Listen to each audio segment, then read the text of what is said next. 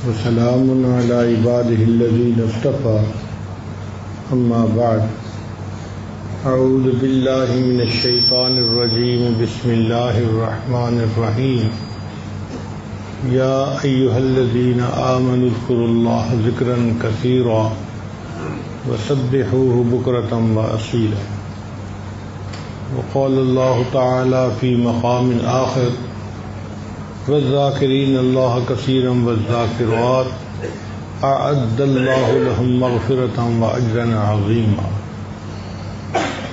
سبحان ربك رب العزة عما يصفون وسلام على المرسلين والحمد لله رب العالمين اللهم صل على سيدنا محمد وعلى آل سيدنا محمد وبارك وسلم یا ایھا الذین آمنوا، اے ایمان والو، اے وہ لوگوں جو اللہ اور اس کے رسول صلی اللہ علیہ وسلم کے حکموں کو ماننے کا اقرار کر چکے ہو، اذکروا اللہ ذکرا کثیرا، اللہ کو کثرت کے ساتھ یاد کرو۔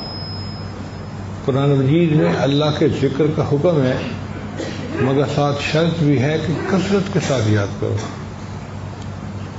کیونکہ بعض اوقات کثرت سے جو فائدہ ہوتا ہے وہ قلت سے نہیں ہوتا۔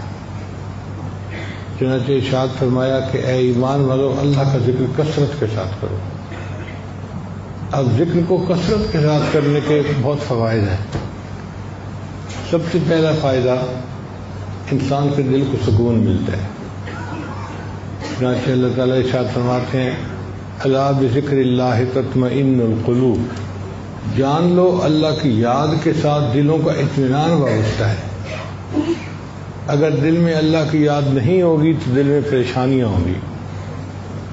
اللہ کی یاد سے دل کو سکون ملتا ہے، نہ دنیا سے، نہ دولت سے، نہ گھر آباد کرنے سے، تسلی دل کو ہوتی ہے خدا کو یاد کرنے سے۔ اللہ کو یاد کرنے سے دل کو سکون مل جاتا ہے۔ دوسرا فائدہ یہ کہ ذکر سے فکر کی گندگی ختم ہو جاتی ہے۔ نوجوان بچے جو شکایت کرتے ہیں نا کہ ذہن میں ہر وقت شیطانی، شہوانی، نفسانی خیالات چھائے رہتے ہیں، اس کو فکر کی گندگی کہتے ہیں۔ ذکر کرنے سے فکر کی گندگی ختم ہو جاتی ہے، سوچ پاک ہو جاتی ہے، انسان پاکیزہ سوچ کے ساتھ زندگی گزارتا ہے۔ تیسری چیز کہ ذکر سے انسان کے دل میں ذات کی محبت پیدا ہو جاتی ہے۔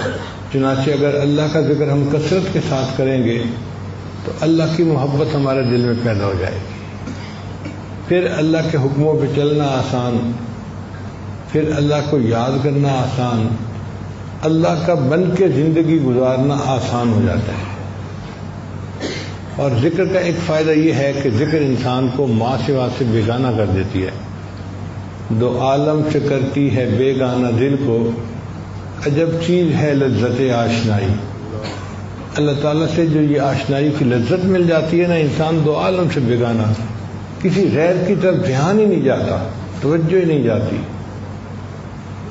بلکہ آپ دنیا میں دیکھیں گے، اگر کسی کا دل مخلوق کے ساتھ اٹکا ہوا ہے نا تو وہ بھی آپ کو ایسے ہی لگے گا، اس کو کسی اور چیز میں دلچسپی نہیں ہوتی، نہ اس کو سیاست سے دلچسپی، نہ اس کو کاروباری باتوں میں دلچسپی۔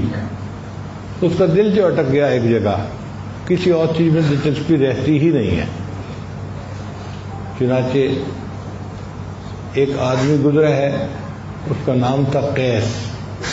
قیس کہتے ہیں عقل مند کو، پورا نام اس کا تھا قیس ابن ملو ابن مزاحم۔ یہ اپنی چچا کی بیٹی پہ عاشق ہو گیا تھا، اس کا نام تھا لیلا۔ لیلا رات کو کہتے ہیں، تو والدین نے اس کا نام لیلا اس لیے رکھا تھا کہ رنگ کی کالی تھی۔ لیلا بنت سعد بن مہدی ابن سعد، کزن تھے آپس میں یہ۔ اب اس کے دل میں ایسی محبت بیٹھی اس عورت کی، ایسی بیٹھی کہ وہ پاگل ہو گیا اس محبت میں۔ ہر وقت لیلا کی باتیں کرتا، ہر کسی سے لیلا کی باتیں کرتا، اس کے سوا اس کو کوئی بات سجتی نہیں تھی۔ چنانچہ سیدنا حسن رضی اللہ عنہ کا واقعہ ہے کہ جب انہوں نے سیدنا امیر معاویہ رضی اللہ عنہ کے حق میں خلافت سے دستبرداری کا فیصلہ کر لیا تو ایک مرتبہ تشریف لے جا رہے تھے، یہ قیس صاحب ان کو ملے راستے میں، تو سیدنا حسن رضی اللہ عنہ نے فرمایا کہ قیس دیکھو، میں نے حکومت ان کے حوالے کر دی جن کو سجتی تھی اور اپنے آپ کو میں نے الگ کر لیا ہے۔ تو یہ باتیں سنتا رہا۔ حسن اللہ نے پوچھا خاموش کیوں کھڑے ہو؟ کہنے لگا حضرت سچی بات تو یہ ہے کہ حکومت تو لیلا کو سجتی ہے۔ تو حسن اللہ نے فرمایا انت مجنون، تو مجنون ہے، پاگل ہے۔ اس دن سے اس کا نام قیس کی بجائے مجنون پڑ گیا۔ تو لیلا اور مجنون کی جو باتیں ہیں یہ مجنون صاحب تھے جو پاگل ہوئے تھے محبت میں۔ اس کے پاگل پن کا یہ عالم تھا۔ ایک مرتبہ اس کے والد نے کہا کہ بیٹا، ہر بندے سے تمہاری باتیں سن کے میں تنگ آ گیا ہوں، میری بہت بدنامی ہوئی ہے، بہت ذلت ہوئی ہے، اب میرے ساتھ حرم میں چل اور بیت اللہ کے پاس کھڑے ہو کے نا تو اس عورت کی محبت سے سچی توبہ کر لے۔ یہ اپنے والد صاحب کے ساتھ حرم چلا گیا۔ جب وہاں گیا تو اس نے غلاف کعبہ پکڑا اور وہاں پر ایک شعر پڑھا، الہی تبت من کل المعاصی، اے اللہ میں اپنے ہر گناہ سے توبہ کرتا ہوں، ولیکن حب لیلا لا اتوب، لیلا کی محبت سے توبہ نہیں کرتا۔ اب جب اس نے یہ شعر پڑھا تو والد نے غصے سے اس کی طرف دیکھا کہ میں تو اس کو لایا اس لیے ہوں کہ یہ توبہ کرے اور یہ کہتا ہے کہ میں لیلا کی محبت سے توبہ نہیں کرتا۔ تو سمجھدار بندہ تو تھا، اس سے پھر اگلا شعر پڑھا، الہی لا تسلبنی حبہا ابدا، اے اللہ اس کی محبت میرے دل سے کبھی بھی نہ نکالنا، وَيَرْحَمَ اللَّهُ عَبْدًا قَالَ آمِينَ، اور میری اس دعا پر جو بندہ آمین کہے اس کے گناہوں کو بھی معاف کر دینا۔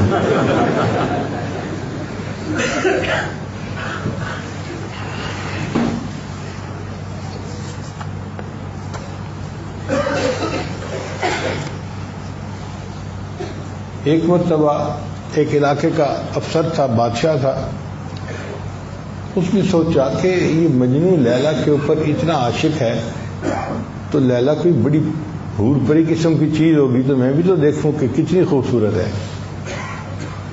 اس نے اپنے بندوں کو کہا تو انہوں نے لیلا کو پیش کر دیا۔ اب جب اس نے دیکھا تو وہ تو ایک عام سی عورت تھی، کوئی حسن حسینہ تو تھی نہیں۔ اس نے کہا اب دیگر خوباں تو افزو نیستی، اے لیلا تو دوسری حسیناؤں سے کوئی زیادہ خوبصورت تو نہیں ہے۔ گفت خاموش چوں تو مجنون نیستی، لیلا نے جواب دیا خاموش رہو کہ تمہارے پاس مجنو کی آنکھ نہیں ہے، اگر تم مجنو کی آنکھ سے دیکھتے تو دنیا میں مجھ جیسا کوئی اور حسین نظر ہی نہ آتا۔ اسی بات کو بابا بلے شاہ رحمۃ اللہ علیہ نے اپنی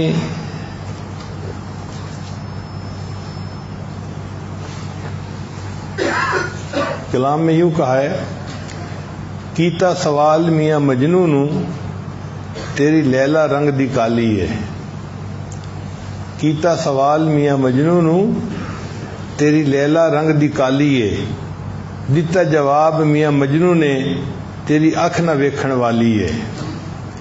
قرآن پاک دے ورق چٹے اتتے لکھی سیاہی کالی ہے، چھڑ دے بلیا دل دے چھڑیا کی گوری تے کی کالی ہے۔ جب دل دے دیا تو پھر گورے اور کالے کا کیا فرق رہ گیا پیچھے۔ تو جب انسان اللہ کو اپنا دل دے بیٹھتا ہے تو پھر ہر وقت اللہ تعالیٰ کی یاد میں لگا رہتا ہے، اور اللہ تعالیٰ یہی چاہتے ہیں کہ بندہ مجھے اتنا یاد کرے حتیٰ یقال انہ مجنون، حتیٰ کہ لوگ کہنے لگ گئے تو پاگل ہے۔ یعنی اللہ تعالیٰ چاہتے ہیں کہ میرا بندہ مجھ سے اتنی محبت کرے کہ اس کو لوگ میری محبت میں پاگل کہنے لگ جائیں۔ کاش کہ ہمیں بھی اللہ تعالیٰ کی ایسی محبت نصیب ہو جاتی، پھر انسان ادھر ادھر متوجہ نہیں ہوتا۔ چنانچہ ابن فارد رحمۃ اللہ علیہ ایک بزرگ گزرے ہیں، اللہ تعالیٰ سے بہت محبت کرتے تھے، مصر میں مجھے ان کی قبر پہ ایصال ثواب کے لیے جانے کا موقع ملا تو ان کے نام کے ساتھ لکھا ہوا تھا سید العاشقین ابن فارض رحمۃ اللہ علیہ. ان کے بارے میں آتا ہے کہ جب موت کا وقت قریب آیا نا تو اللہ نے ان کو جنت کے مناظر دکھائے. حدیث پاک میں آتا ہے کہ مومن کو آخرت میں جو اس کا ٹھکانہ ہوتا ہے وہ دکھا دیا جاتا ہے. تو جب جنت ان کے سامنے پیش کی گئی تو انہوں نے جنت کی طرف سے اپنی نگاہیں ہٹا لی اور ایک شعر پڑھا ان کان منزلتی فی الحب عندکم، اے اللہ اگر تیری محبت میں میری منزل صرف یہ باغ کا حاصل کرنا ہے، ما قد رأیت فقد ضیعت ایامی، میں نے کیا پایا، میں نے تو اپنی پوری زندگی ضائع کر دی. مجھے جنت نہیں چاہیے، مجھے تو اللہ تیری رضا چاہیے.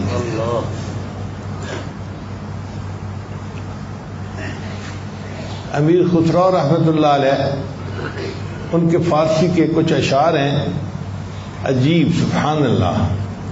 فرماتے ہیں جان دے تن بردی و در جانی ہنوز، اے محبوب آپ نے میرے تن سے جان تو نکال دی اور خود آپ میری جان بن کے رہ گئے.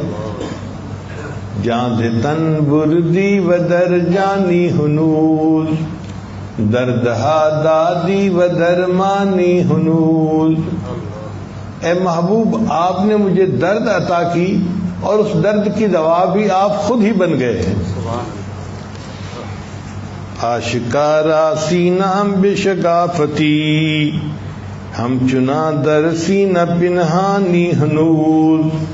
اے محبوب آپ کے پلکوں کے تیر نے میرے سینے کو چیر کے رکھ دیا اور اس چیرے ہوئے سینے میں اے محبوب آپ ہی تو چھپ کے بیٹھے ہوئے ہیں. ملک دل کر دی خراب از تیغ ناز، اے محبوب آپ نے ناز کی تلوار سے میرے دل کو ویران کر کے رکھ دیا. آپ کی محبت سے پہلے میرا دل ماں سوا کی محبتوں سے آباد تھا. مال کی محبت، دنیا کی محبت، حسن کی محبت، فلاں محبت، فلاں محبت، کتنی محبتیں تھیں جو میرے دل میں بس رہی تھی، پل رہی تھی. آپ کی ناز کی تلوار ایسی چلی کہ سب محبتیں دل سے نکل گئی. تو آپ نے ناز کی تلوار سے میرے دل کو ویران کر دیا، مگر اس ویرانے میں ابھی بھی حکومت تو آپ ہی کی ہے. ملک دل کر دی خراب از تیغ ناز، و اندری ویران سلطانی ہنوز. اور آخر پر فرماتے ہیں قیمت خود ہر دو عالم گفتئی. اے محبوب آپ نے اپنے وصل کی قیمت بتائی ہے کہ دو عالم کی تمناؤں کو چھوڑ دو. قیمت خود ہر دو عالم گفتئی، نرخ بالا کن کے ارزانی ہنوز. اے محبوب قیمت بڑھا دیجئے، آپ نے تو جان کی قیمت بڑی سستی لگائی ہے. یہ چھوٹی سی قیمت ادا کرنا کون سی بڑی بات ہے عاشق صادق کے لیے. حدود چند دادم جاں خریدم، بحمد اللہ کے ارزاں خریدم. میں نے چند ٹکے دے کے اپنے محبوب کی جان کو خرید لیا. اللہ کی قسم میں نے محبوب کو بڑا سستا خرید لیا ہے. تو جن کے دل میں محبت ہوتی ہے وہ پھر اس طرح اپنے اللہ کے لیے قربان ہوتے ہیں. بیدم ایک شاعر ہیں، اللہ کی محبت میں انہوں نے عجیب کلام کیا ہے.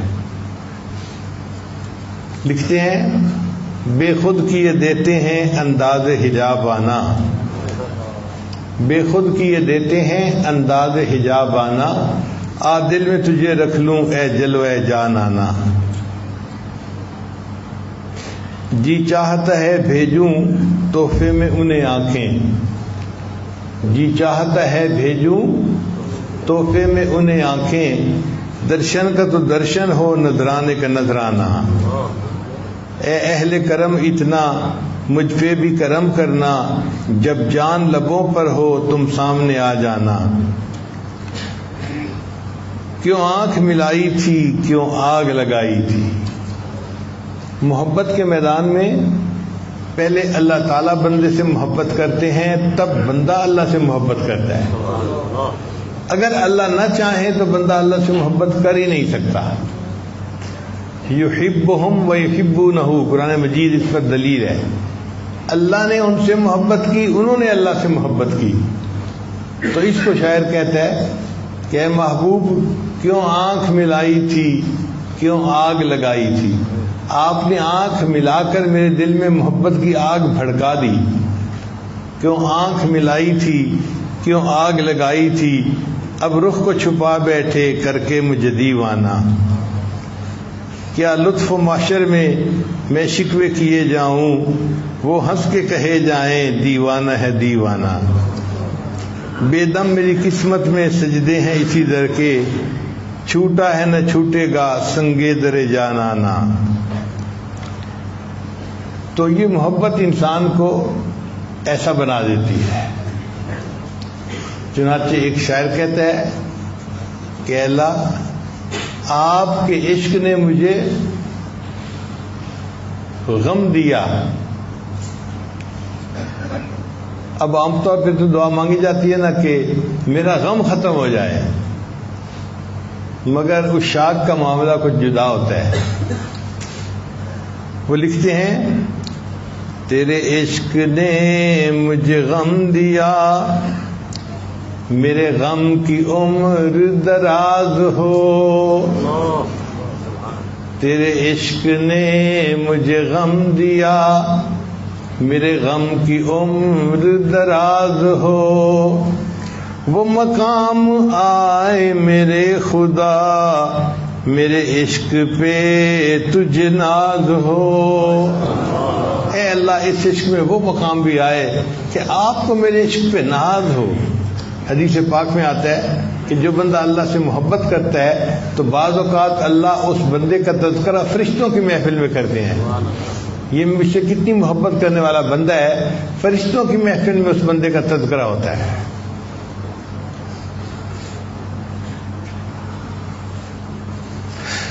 ہم بھی اللہ تعالیٰ سے یہ فریاد کرتے ہیں کہ اللہ ہمارے دلوں میں بھی اپنی محبت کو ٹپکا دیجئے، ڈال دیجئے. ایک قطرہ بھی اگر اللہ نے ٹپکا دیا نا تو ہمارا کام سنور گیا. حضرت خواجہ غلام فرید رحمۃ اللہ علیہ کوٹ مٹھن والے بڑے بزرگ گزرے ہیں. ان کا پنجابی کا عجیب کلام ہے. فرماتے ہیں عشق خدا یارو نار غضب دی. عشق خدا غضب کی آگ ہے. عشق خدا یارو نار غضب دی، تے ویکھو قسمت وچ ونج پئی ہاں تے سڑ بھج گئی ہاں. چولا برکا صبر دا میرے ہو گیا تھیاں تھیاں تے چپ کر گئی ہاں. ماں پیو ویر بھی یاد نہ میں کو تے اتو تانے دیوین سیاں تے سیندی رہی ہاں. غلام فرید اے آکھ سجن نو میں تا در تیڑے تے پئی ہاں تے جے ہو جئی ہاں. اے غلام فرید اپنے اللہ کو یہ کہہ دو کہ اللہ بس میں تو تیرے در پہ پڑا ہوں، اب جیسا بھی ہوں تو مجھے قبول فرما لے.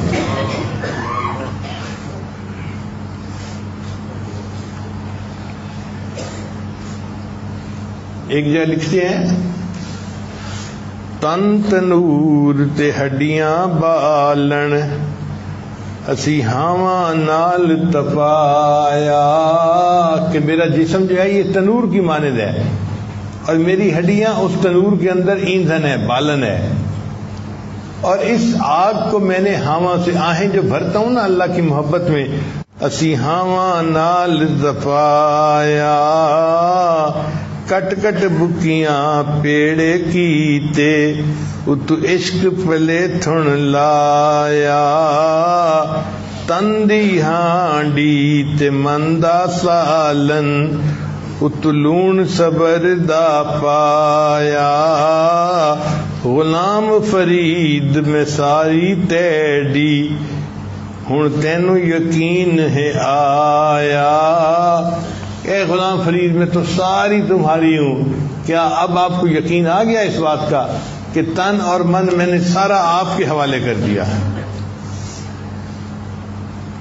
اور ایک جگہ فرماتے ہیں اور کہانی مول نہ بانی، اور کوئی کہانی مجھے اچھی نہیں لگتی، کوئی بات کوئی واقعہ مجھے اچھا ہی نہیں لگتا.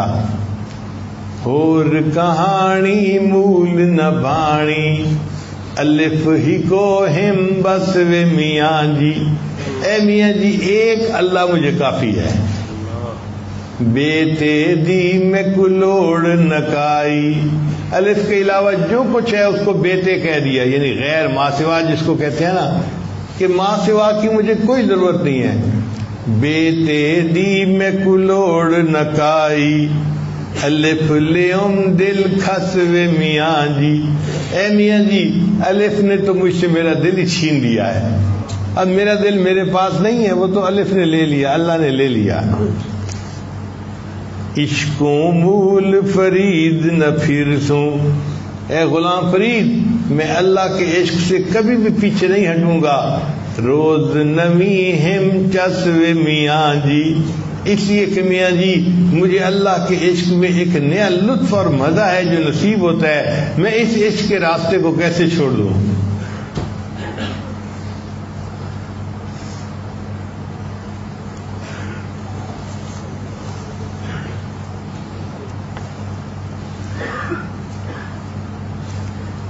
آپ سوچئے ان کے دل میں اللہ کی محبت کی کیا آگ لگی ہوگی. ان کا کلام ہے، فرماتے ہیں میرا عشق بھی تو میرا یار بھی تو، میرا عشق بھی تو میرا یار بھی تو، میرا دین بھی تو ایمان بھی تو، میرا جسم بھی تو میرا روح بھی تو، میرا قلب بھی تو جند جان بھی تو، میرا ذکر بھی تو میرا فکر بھی تو، میرا ذوق بھی تو وجدان بھی تو، میرا دھرم بھی تو میرا بھرم بھی تو، میرا شرم بھی تو میرا شان بھی تو، میرا حسن تے بھاگ سہاگ بھی تو، میرا بخت نام نشان بھی تو، میری مہندی کجل مساگ بھی تو، میری سرخی بیڑا پان بھی تو، جے یار فرید قبول کرے سرکار بھی تو سلطان بھی تو. اللہ تعالیٰ کی ایسی محبت ہمیں نصیب ہو جائے کہ جو ہمارے دل کو اپنی اس یعنی اللہ کی محبت سے بھر دے اور ہم اللہ کی محبت میں زندگی گزارنے والے بن جائیں. اور اس کا طریقہ کیا ہے؟ اللہ کا ذکر کثرت کے ساتھ کرنا. اللہ تعالیٰ فرماتے ہیں وَاذْكُرِ اسْمَ رَبِّكَ، اللہ کا اپنے رب کا ذکر کثرت کے ساتھ کرو. وَتَبَتَّلْ إِلَيْهِ تَبْتِيلًا، اور اللہ کی طرف تبتل اختیار کرو، باقی مخلوق سے کٹو اور اللہ سے جڑ جاؤ.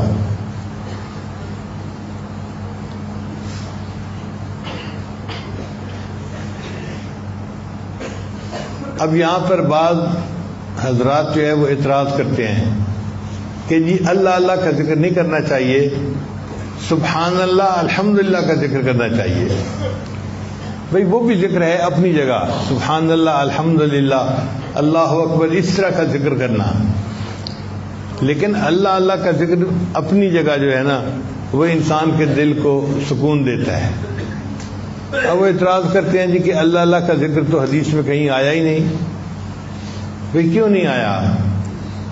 نبی علیہ السلام نے ارشاد فرمایا اس وقت تک قیامت قائم نہیں ہوگی حتی یقال فی الارض اللہ اللہ، جب تک کہ دنیا میں اللہ اللہ کہنے والا کوئی بندہ رہے گا اس وقت تک قیامت قائم نہیں ہوگی. تو نبی علیہ السلام نے کیا فرمایا؟ حتی یقال فی الارض اللہ اللہ.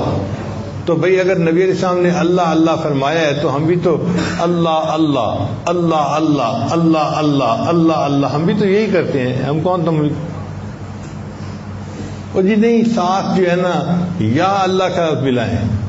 بھئی یہ یا کا لفظ ملانا ساتھ نہیں ہوتا. محبت میں انسان صرف نام ہی لے دیتا ہے، اس میں یا شامل ہو جاتی ہے، حرف ندا شامل ہوتا ہے، اور اس کی دلیل قرآن مجید سے ملتی ہے. اللہ تعالیٰ فرماتے ہیں یوسف اعرض عن ھذا. اب یہاں پہ یا یوسف نہیں کہا گیا، کیا فرمایا گیا؟ یوسف اعرض عن ھذا. تو اگر اللہ محبت میں اپنے پیارے نبی صلی اللہ علیہ وسلم کا نام لے کر فرماتے ہیں یوسف اعرض عن ھذا، تو ہم بھی محبت میں جب اللہ کا نام لیتے ہیں تو حرف ندا اس میں آلریڈی شامل ہوتا ہے، کہنے کی ضرورت نہیں ہوتی. اس لیے جو بندہ اللہ اللہ کہہ رہا ہوتا ہے حقیقت میں وہ یا اللہ ہی کہہ رہا ہوتا ہے.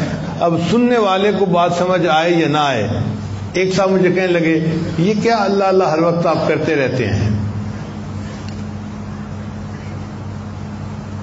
میں نے کہا بھی اپنے رب کو یاد کرتا ہوں. کہنے لگا پیر صاحب آپ کو اللہ اللہ کرنے کے سوا کوئی کام نہیں. تو میں نے ایسے ہاتھ باندھ کے اس کے سامنے کہا، وہ غیر مقلد تھا. میں نے کہا یار قیامت کے دن اللہ کے سامنے یہی گواہی دے دینا اللہ اس بندے کو زندگی میں اللہ اللہ کرنے کے سوا کوئی کام ہی نہیں تھا، میرا کام بن جائے گا. پھر کہنے لگا جی کہ اللہ اللہ کرنے کا حکم کہاں ہے؟ میں نے کہا بھائی قرآن مجید میں ہے. اللہ فرماتے ہیں وَاذْكُرِ اسْمَ رَبِّكَ، ذکر کر اپنے رب کے نام کا. تو بتا اللہ کا نام کیا، رب کا نام کیا ہے؟ کہنے لگا اللہ. تو میں نے اللہ کا ذکر کرنے کا حکم تو ہے نا قرآن مجید میں. کہنے لگا اچھا کوئی اور آیت پڑھ کے بتاؤ. میں نے کہا اللہ فرماتے ہیں فی بیوت اذن اللہ ان ترفع ویذکر فی اسمہ. یہ وہ گھر ہیں، مسجدیں جن کو اللہ نے اونچا بنانے کا حکم دیا اور ان میں ذکر کیا جاتا ہے اللہ کے نام کا. وَيُذْكَرَ فِيهَا اسْمُهُ، تو اللہ کا نام، تو رب کا نام کیا ہے بھائی؟ کہنے لگا اللہ. تو دیکھو قرآن مجید کی آیت بتا رہی ہے کہ مسجد میں اللہ کے نام کا ذکر کیا جاتا ہے.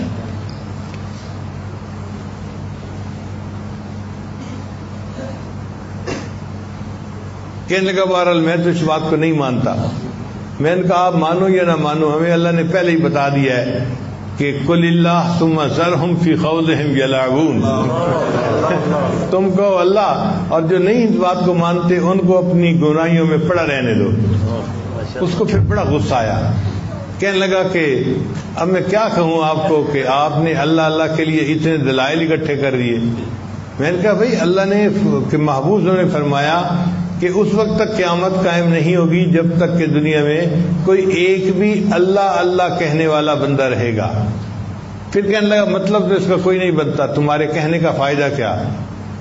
میں نے کہا بھائی یہ محبت کی دنیا ہے، اس میں ضروری نہیں ہوتا کہ مانے بنے یا نہ بنے. ہم رٹیں گے گرچہ مطلب کچھ نہ ہو، ہم تو عاشق ہیں تمہارے نام کے. اللہ کے نام سے انسان کو ایسا عشق ہو جاتا ہے کہ نام لینے سے مزہ آتا ہے. ہم نے دیکھا ہے نا مائیں اپنے بیٹے کا نام بار بار لیتی ہیں، بیٹے کا نام لینے میں ان کو مزہ آ رہا ہوتا ہے.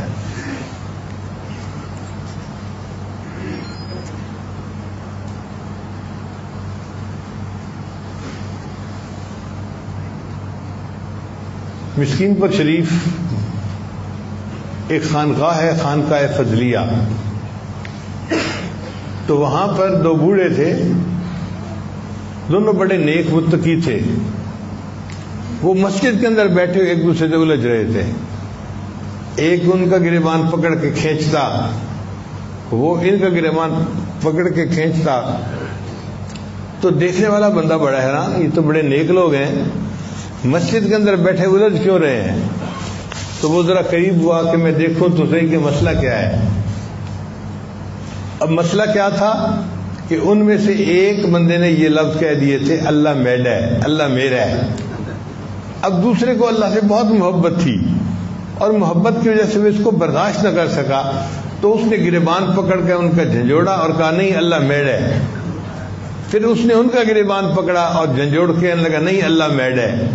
اب آپ بتائیں اللہ کو کتنا پیار آ رہا ہوگا ان دو بندوں پر جو ایک دوسرے سے الجھ رہے ہیں. ایک کہتے ہیں اللہ میڈا ہے، دوسرا کہتے ہیں نہیں اللہ میڈا ہے. ایسی اللہ کی محبت اس ذکر سے انسان کے دل میں بھر جاتی ہے.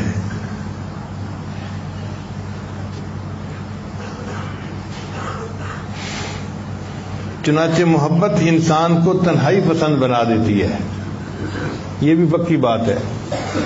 آپ دیکھیں گے کہ اکثر جو نوجوان بچے کہیں اپنا دل اٹکا بیٹھتے ہیں وہ گھر والوں کے ساتھ مل کے بیٹھ کے کھانا نہیں کھاتے، نہ ماں باپ کے پاس آ کے بیٹھتے ہیں، اپنے کمرے میں بیٹھے رہیں گے، بہانے کرتے رہیں گے، میں پڑھ رہا ہوں، میں یہ کر رہا ہوں، میں وہ کر رہا ہوں۔ اصل میں ان کو تنہائی اچھی لگ رہی ہوتی ہے۔ محبت انسان کو تنہائی پسند بنا دیتی ہے، اور اس کی دلیل حدیث پاک سے ملتی ہے کہ نبی علیہ الصلوۃ والسلام کو تنہائی اچھی لگتی تھی۔ ثم حبب الیہ الخلاء، بخاری شریف کی روایت ہے کہ نبی علیہ السلام کو تنہا رہنا اچھا لگتا تھا۔ آپ بتائیے اس زمانے میں تو نہ کوئی ٹریفک تھی، نہ کچھ اور تھا، نہ انڈسٹری تھی، تو مکہ مکرمہ میں کوئی شور تو تھا ہی نہیں۔ پھر نبی علیہ السلام کیوں وہاں سے چلے جاتے تھے؟ اس لیے کہ محبت چاہتی تھی کہ آمنے سامنے سے کوئی گزرے ہی نہ، بس میں ہوں اور میرا اللہ ہو۔ ایک ایک ہفتے کا کھانا لے کر نبی علیہ السلام غار حرا میں تشریف لے جاتے تھے اور وہاں بیٹھ کے اپنے اللہ کو یاد کیا کرتے تھے۔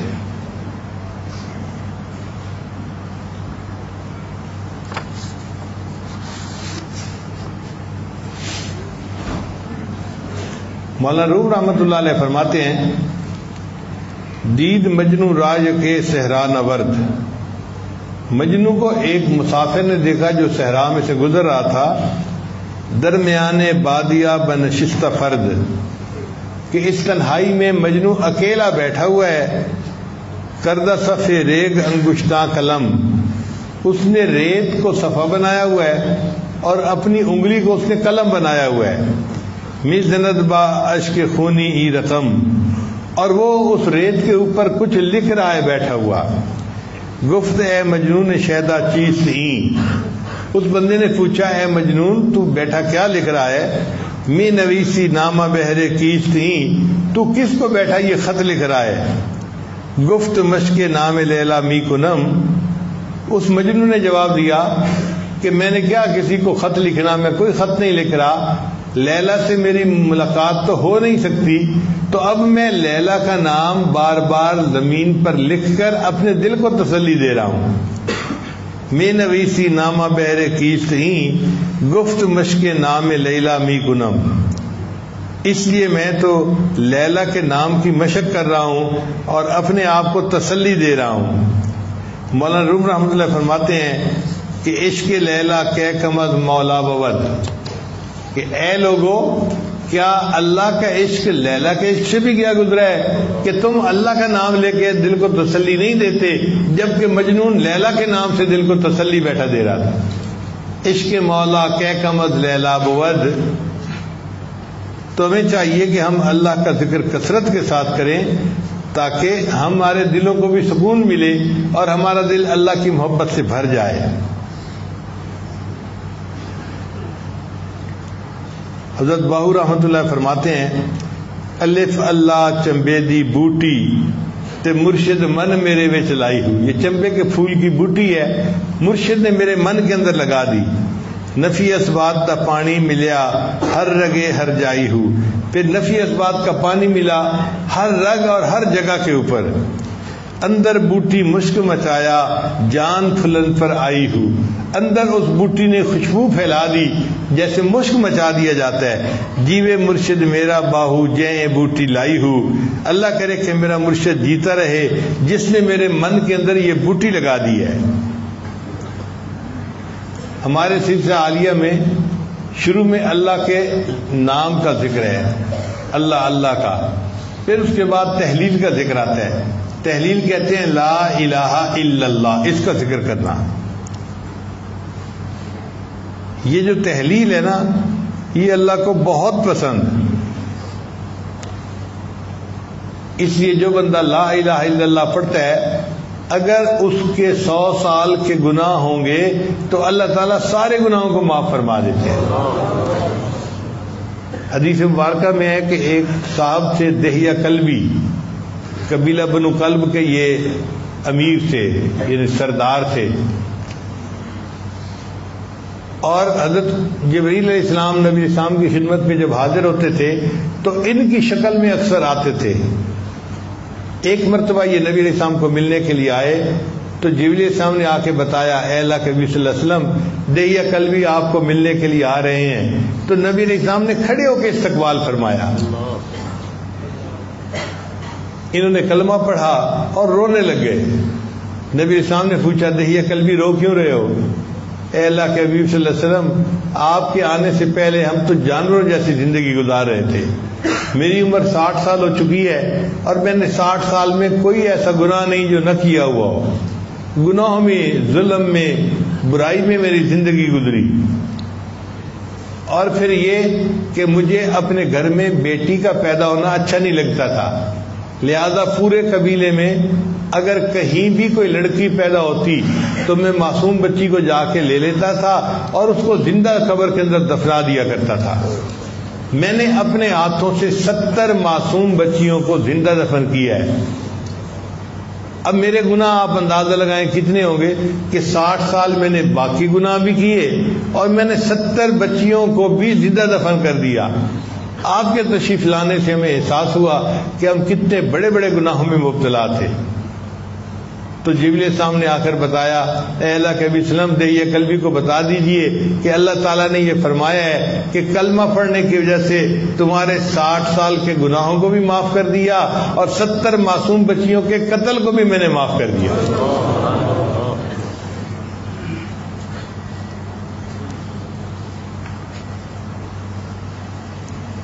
چنانچہ انسان کے جسم میں 12 اعضاء ہیں جو گناہ کرتے ہیں.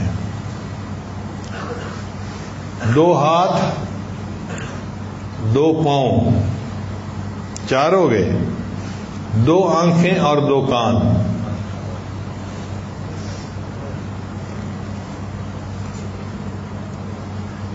تو یہ کتنے ہو گئے؟ 8 ہو گئے. اور 4 اعضاء اور ہیں، دماغ، زبان، دل اور شرمگاہ. تو کل اعضاء کتنے ہوئے؟ تو 12 اعضاء ہیں جو گناہ کرتے ہیں. اور اگر ہم کلمہ طیبہ کو دیکھیں تو لا الہ الا اللہ کے 12 حروف بنتے ہیں. 2 حرف لا کے، 3 حرف الہ کے تو 5 ہو گئے، اور اللہ کے پھر 3 حرف ہو گئے تو 5 اور 3 8، اور اللہ کے 4 حرف ہوتے ہیں، 8 اور 4 12. تو 12 حروف لا الہ الا اللہ کے اور 12 اعضاء ہیں جو گناہ کرتے ہیں. لہذا جو بندہ لا الہ الا اللہ کی کثرت کرے گا اللہ 12 اعضاء سے کیے ہوئے گناہوں کو معاف فرما دے گا. بعض علماء نے لکھا کہ نہیں، سال کے 12 مہینے ہوتے ہیں، لہذا جو بندہ لا الہ الا اللہ کا ذکر کثرت کے ساتھ کرتا ہے اللہ تعالیٰ پورے سال میں کیے ہوئے گناہوں کو معاف فرما دیتے ہیں. بعض علماء نے لکھا کہ جہنم کے 7 دروازے ہیں، لہا 7 ابواب قرآن مجید میں ہے.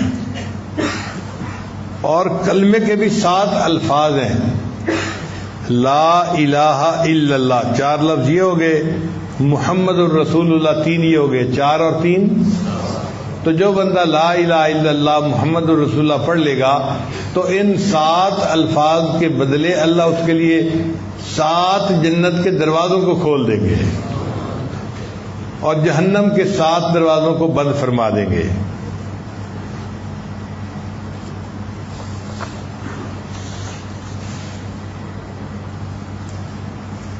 اس کلمے کے 2 حصے ہیں.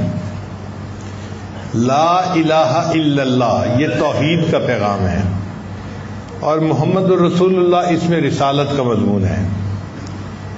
لا الہ الا اللہ کو کہتے ہیں نفی اثبات. نفی کہتے ہیں انکار کرنے کو، اور اثبات کہتے ہیں تصدیق کرنے کو، مان لینے کو. تو نفی اثبات کیوں کہتے ہیں کہ لا الہ نفی ہے اور الا اللہ اثبات ہے، تو لا الہ الا اللہ نفی اثبات بن گیا. اس کا مقصد یہ کہ اے لوگوں مخلوق سے کٹو، اللہ سے جڑو، پھر اللہ کی نسبت سے مخلوق کے ساتھ جڑو، کہ تم مخلوق سے تعلق توڑو، اللہ سے جوڑو. چنانچہ اللہ رب العزت ارحم الراحمین ہے، بہت رحمت فرمانے والے ہیں. جو بندہ اللہ سے جڑے گا پھر اللہ تعالیٰ اس پر اپنی خصوصی رحمت نازل فرمائیں گے. اور نبی علیہ الصلوۃ والسلام کو اللہ نے رحمت للعالمین فرمایا ہے کہ جہانوں کے لیے اللہ نے ان کو رحمت بنا کر بھیجا. اسی کو کسی شاعر نے کہا، خدایا تو کریمی اور رسول تو کریم، اے اللہ آپ تو کریم ہیں اور آپ کے رسول بھی کریم ہیں، صد شکر کے ہستیم میانے دو کریم، اللہ کا شکر ہے کہ میرا معاملہ دو کریموں کے درمیان ہے، ہم محبوب صلی اللہ علیہ وسلم بھی کریم اور اللہ تعالیٰ بھی کریم، لہذا یہ دونوں کریم جو ہیں قیامت کے دن میرے اوپر مہربانی فرمائیں گے اور مجھے جہنم کے عذاب سے بچا لیں گے اور میرے لیے جنت میں جانے کا راستہ ہموار فرما دیں گے۔ علماء نے لکھا ہے کہ جب انسان نکاح کرتا ہے نا تو یہ ایجاب و قبول ہو جاتا ہے، تو پھر بندہ اپنی دلہن کو اپنے گھر لے کے آتا ہے، یہ دستور ہے۔ ایمان جو ہے نا یہ بھی ایجاب و قبول کی مانند ہے کہ بندہ اللہ کو اپنا رب مان لیتا ہے اور بندے اور اللہ کے درمیان ایک رشتہ جڑ جاتا ہے۔ اب چونکہ یہ ایمان انسان نے حاصل کر لیا تو اللہ اپنے بندے کو اپنے گھر جنت میں لے کر جائیں گے اور کلمے کی وجہ سے اس کو جنت عطا فرما دیں گے۔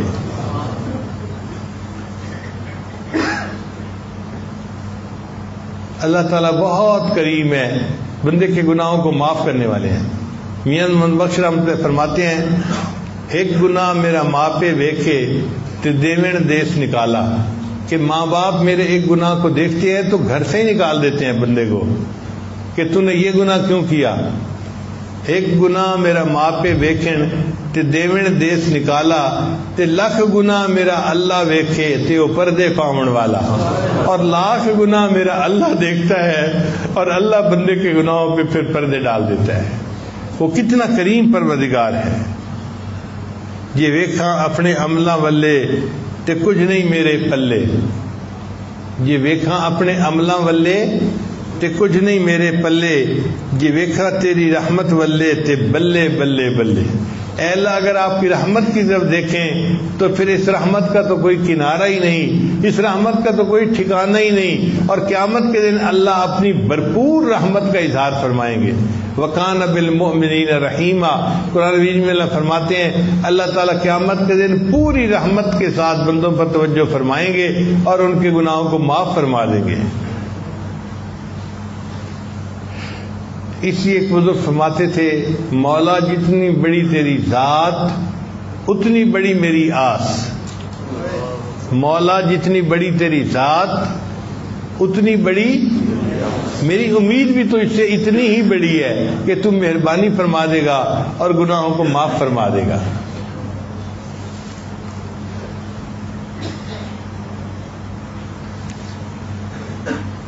کہتے ہیں کہ حضرت شیخ عبد القادر جیلانی رحمۃ اللہ علیہ نے مسجد میں درس دینا شروع کیا تو انہوں نے اللہ کی رحمت کا مضمون بیان کیا، کرتے کرتے کرتے 18 سال گزر گئے، یعنی پورے 18 سال روزانہ اللہ کی رحمت کا مضمون بیان کرتے۔ پھر ایک دن ان کو خیال آیا کہ میں لوگوں کو ذرا اللہ کے جلال کے بارے میں ہی بتاؤں تاکہ کچھ خوف بھی ان کے دل میں پیدا ہو۔ چنانچہ ایک دن انہوں نے اللہ کے جلال کے اوپر بیان کیا، وہ مضمون ایسا تھا کہ لوگوں کا رو رو کے حال برا ہو گیا، کئی بے ہوش بھی ہو گئے اور کچھ تو ایسے تھے کہ جو فوت ہی ہو گئے اللہ کے جلال کی باتیں سن کے۔ تو اللہ تعالیٰ نے شیخ عبد القادر جیلانی کو الہام فرمایا کہ عبد القادر جیلانی تو لوگوں کے سامنے میرے جلال کا تذکرہ کرتا ہے، تو عرض کیا یا اللہ میں نے ان کے سامنے 18 سال تیری رحمت کا تذکرہ کیا۔ تو اللہ نے فرمایا اچھا پھر 18 سال میں میری رحمت ختم ہو گئی تھی کیا؟ 18 سال میں میری رحمت ختم ہو گئی تھی جو تو نے میرے جلال کا تذکرہ کرنا شروع کر دیا۔ اللہ کی رحمت کے کیا کہنے کہ وہ سارے انسانوں کے گناہوں کو اپنی رحمت سے معاف کر دے، تو اللہ تعالیٰ کی رحمت میں سے کچھ حصہ ختم ہی نہیں ہوتا۔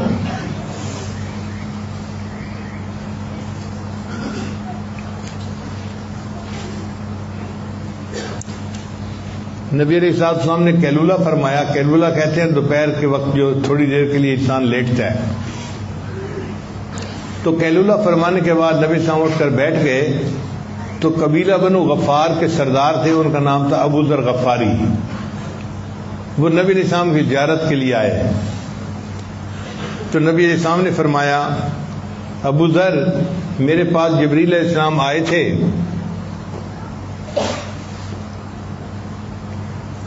اور انہوں نے مجھے یہ بتلایا کہ جو شخص لا الہ الا اللہ محمد رسول اللہ پڑھے گا پھر اسی عقیدے پر وہ زندہ رہے گا حتیٰ کہ اس کو موت آ جائے گی تو اللہ تعالیٰ اس کلمہ پڑھنے کی وجہ سے اس کو جنت عطا فرما دیں گے. تو ابو ذر اللہ عنہ نے پوچھا اے اللہ کے نبی صلی اللہ علیہ وسلم اگرچہ اس نے زنا کیا ہو اور چوری کی ہو؟ تو نبی صاحب نے فرمایا ہاں اگرچہ اس نے زنا کیا ہو یا چوری کی ہو اگر کلمے پر پکا رہا اللہ اس کو جنت عطا فرمائیں گے. انہوں نے دوسری دفعہ پوچھا، تیسری دفعہ پوچھا، چوتھی دفعہ پوچھا اے اللہ کے نبی صلی اللہ علیہ وسلم اگرچہ اس نے زنا کیا اور چوری کی ہوگی پھر بھی جنت میں جائے گا؟ تو چوتھی بار نبی صاحب نے فرمایا ہاں وہ کلمہ پڑھنے کی وجہ سے جنت میں جائے گا اگرچہ ابو ذر کی ناک آلود ہوتی رہے. قیامت کے دن جنت عطا فرمائیں گے اور اس کے سب گناہوں کو معاف فرما دیں گے. شاہ اسماعیل شہید رحمۃ اللہ علیہ نے تقویۃ الایمان میں لکھا ہے دنیا میں بڑے بڑے گناہگار گزرے ہیں، مثلاً فرعون، حامان، نمرود اور شیطان. اگر کوئی شخص ساری دنیا کے گناہ کرے مگر توحید پر قائم رہے تو اس کے سب گناہوں کی بخشش پھر بھی ممکن ہے.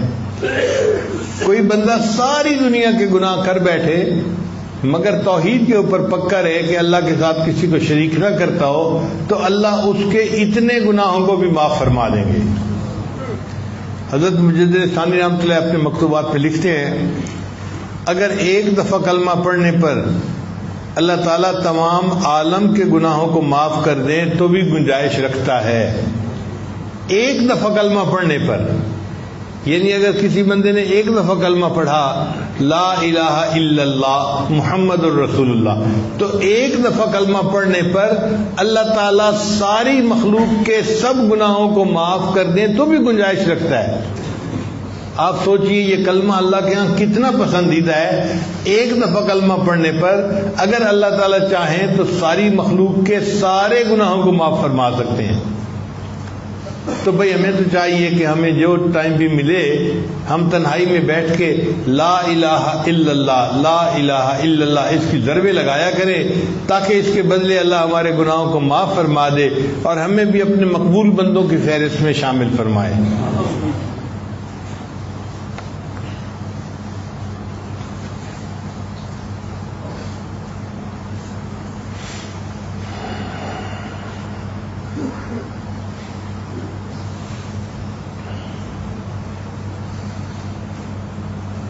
بناؤں گا اپنے نفس سرکش تو اب تو یارب غلام تیرا میں چھوڑ کر کاروبار سارے کروں گا ہر وقت کام تیرا.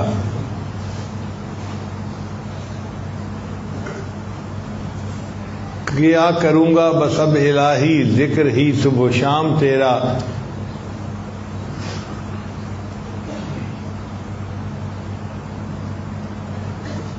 کوئی رہے گا نہ ذکر لب پر رہے گا ہر وقت ہی نام تیرا.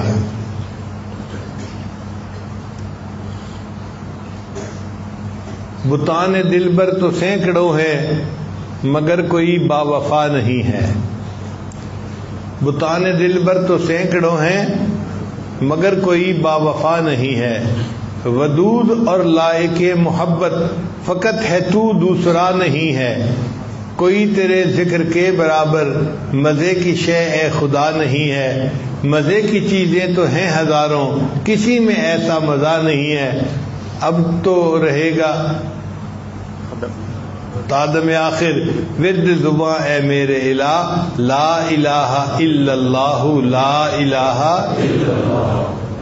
رہا میں دن رات غفلتوں میں ابس یوں ہی زندگی گزاری. کیا نہ کچھ کام آخرت کا کٹی گناہوں میں عمر ساری. بہت دنوں میں نے سرکشی کی مگر ہے اب سخت شرم ساری.